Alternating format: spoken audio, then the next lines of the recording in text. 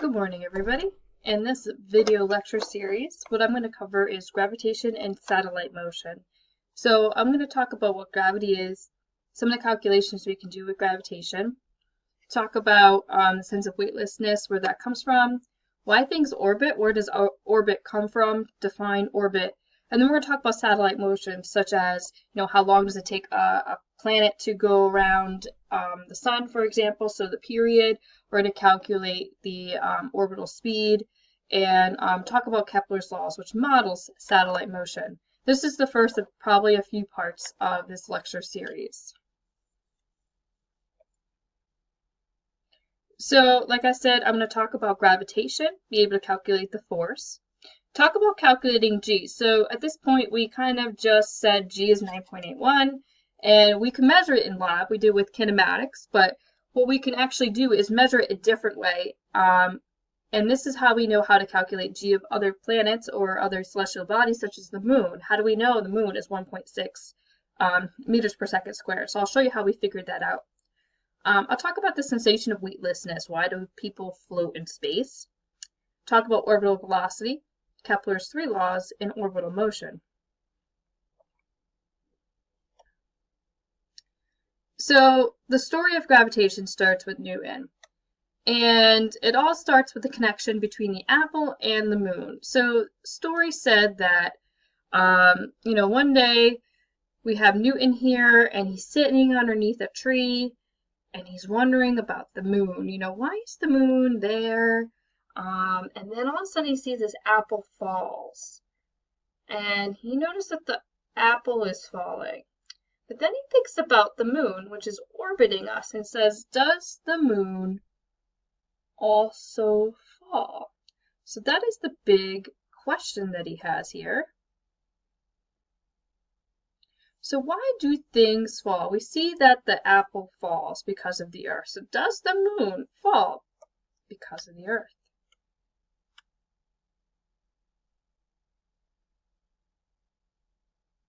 And same thing. So another connection that he made was no matter where you are on Earth, it seems like the object always fell toward the Earth.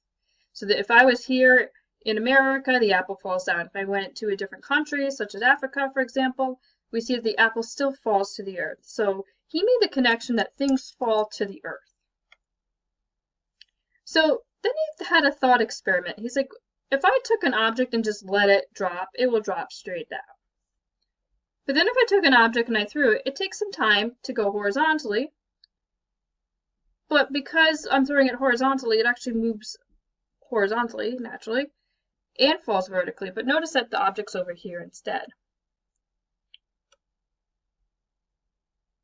So even though you're throwing an object, it still falls. You're just giving it a horizontal velocity. So without throwing it, if you just drop it, it falls straight down. If you throw it, it still falls down, but it just takes a little longer to, well, it doesn't necessarily take longer to do it, but you're going to have some horizontal component to send the object to a different location. So even when you throw things, it still hits the ground. It's still a gravitational force caused by Earth.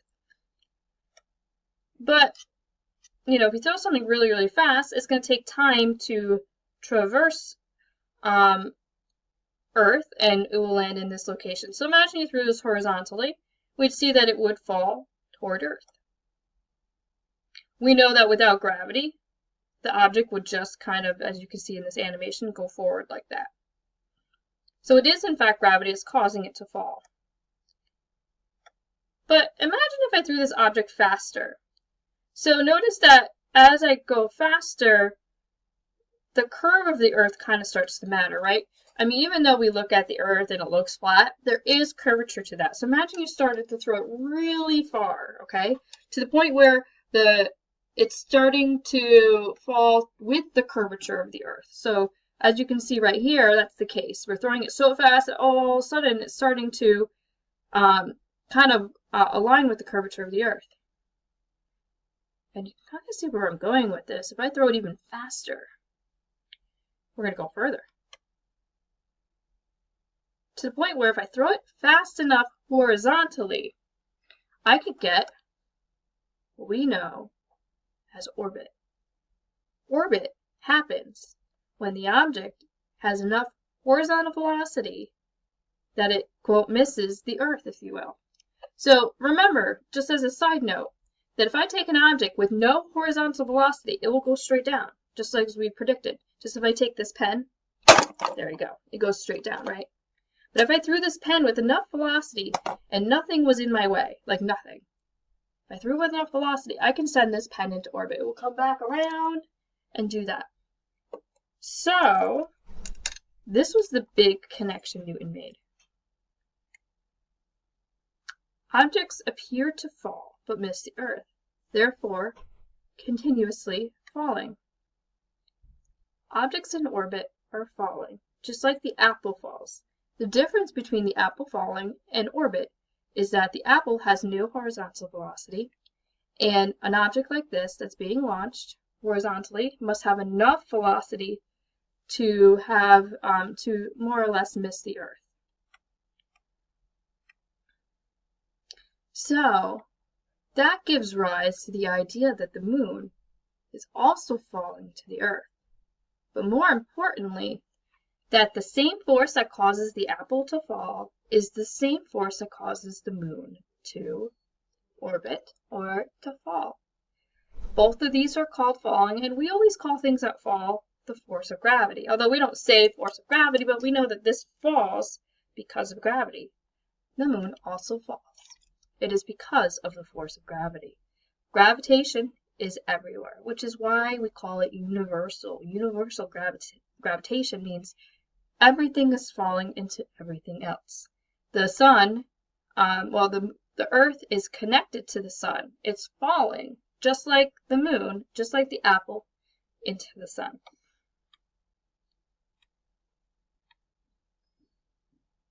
Orbit, and then that's the big thing. Everything is connected. So right now we're kind of saying, yeah, duh, we know that. But back when Newton was alive, this was not realized. They thought it was a totally different force that was governing the motions of the planets.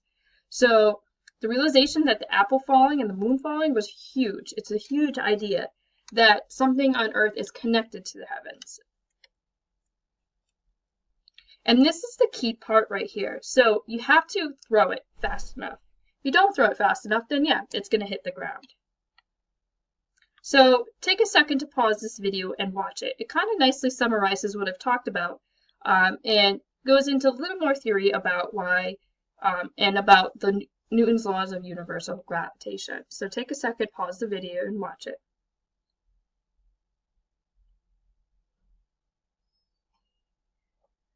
Okay, I assume that you paused the video and watched the video. I hope you got some good things out of it. The people that talk about Newton are very exciting.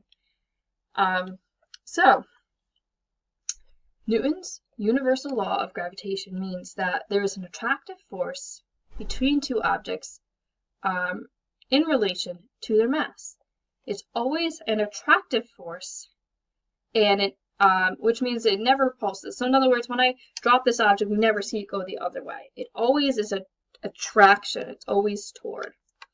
And the law says that every object in the universe attracts every other object in the universe with a gravitational force, which means that everything that has mass pulls toward one another. That's true.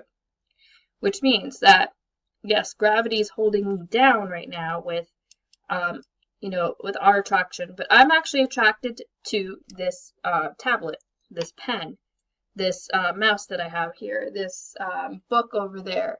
Everything is attracted to one another because everything has mass. And here's the law of universal gravitation in an equation form. So notice that Fg is something we used when we looked at forces. And notice that's the same force. This is the force of gravity, just a different perspective. So previously in physics, we've said force gravity is equal to mg. So if we look at this, in relative to the diagram that I have, this would be m2 right here.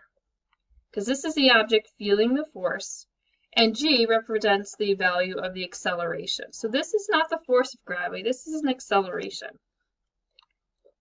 Now, notice that the fault with this equation is it ignores the larger object and just looks at the smaller object. So this does work, but this one can give us more information if we know the mass of the larger object. For example, this could be like an Earth and a person, for example, where M2 is the person. So notice that now we include the mass of the Earth, or whatever the big body is. It doesn't have to be a big body, but a body, M2. R refers to how far away. So this is a distance measure.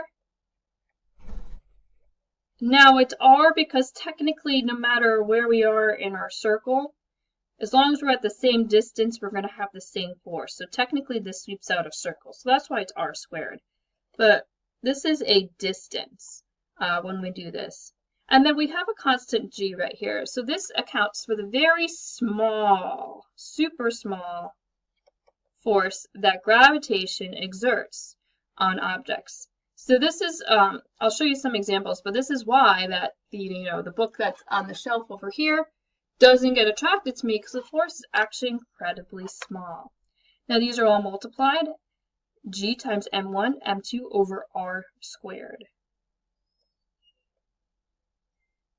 So when we calculate the force of gravity, this is a little more powerful because we can include more than one object like this. And like I said, now we measure from the centers. Now, I would say 90% of your problems will measure the distances from their centers, but pay attention. Sometimes they give you the surface of the planet and then you're out some distance. So if that's the case, make sure you have the radius plus that distance. So this is between the two centers of the objects. Now, generally things of small masses like people, we can just assume that they have no distance, even though, the point I'm making is a person. We usually measure the center of mass here, so that's from the center of the person. And if we're going to do something like the Earth, radius of the Earth, this is the center. We don't need to take this because this is too small. So we usually ignore that effect.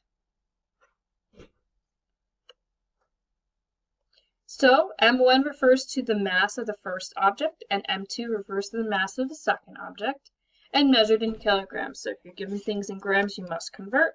And this is measured in meters. They like to give big distances in kilometers, so just warning, you must convert into meters. Remember that meters are smaller than kilometers, so usually when you convert from kilometers to meters, it's going to result in a larger number. So the force dissipates as 1 over d squared. So in the previous slide, we see that we have an r squared value right here. It just means that when the further away you go from the surface, notice we're from the surface, the force is going to deplete very quickly. So that's why even though Earth is exerting a force on, for example, Saturn, the force at that point is probably close to 0. So it's technically there, but just a very small value.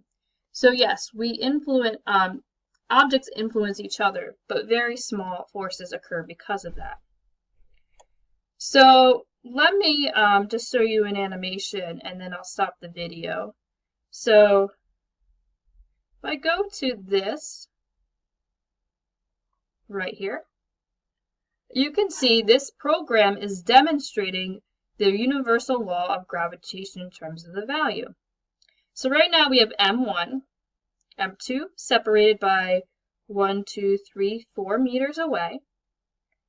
And then when we did that, the program calculates the force for us. So if you notice that this is such a small number, 1, 2, 3, 4, 5, 6, 7, 8. So this is 10 to the negative 8th when we do that.